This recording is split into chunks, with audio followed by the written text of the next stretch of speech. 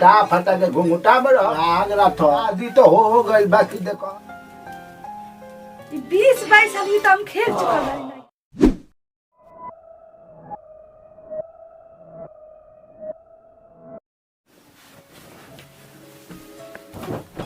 अरे सुनना चालू हो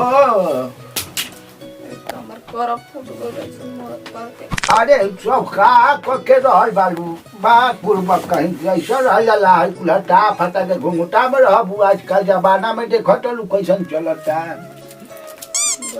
आ खुश रह कुशल मंगल ठीक ठाक बानू शादी तो हो गई बाकी देखो बूढ़े भर जानी है बड़ा धन संपत्ति हमारा बहुत है बा ऐसा काहे बात करते हैं जे देते लोग हमारे पति परमेश्वर मिलबे सब भगवान के सब देनो ना ठीक ना। हाँ ना एकदम बात सही कहतन कौन तकलीफ नहीं खनू भाई बहरा ना कोई तकलीफ नहीं जी। अच्छा तो देख लो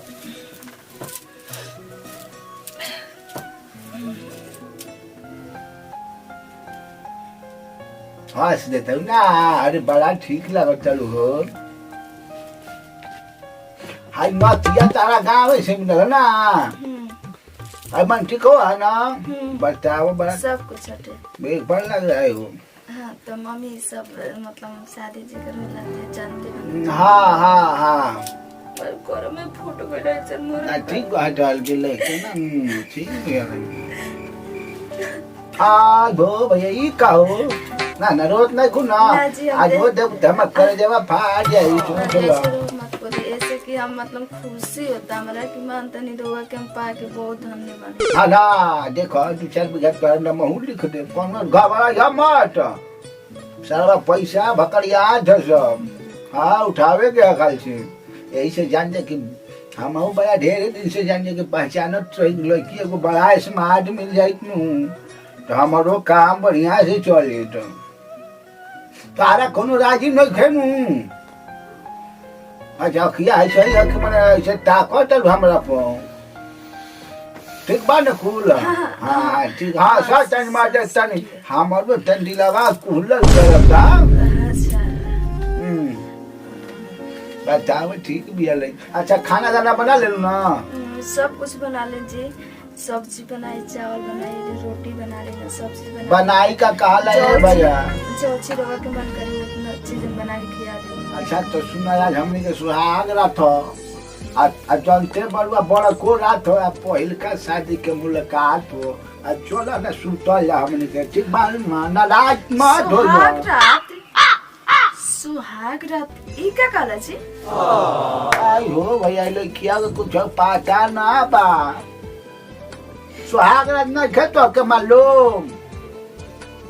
ना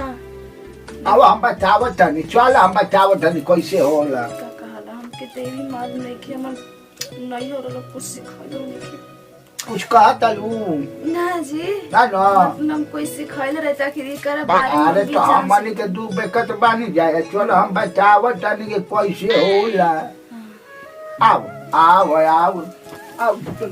अरे बाप अरे बाप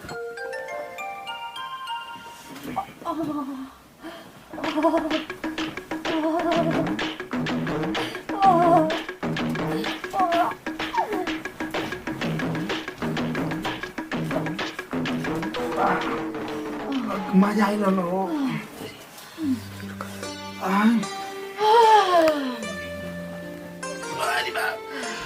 मजा आइल न अरे मतलब उठा ना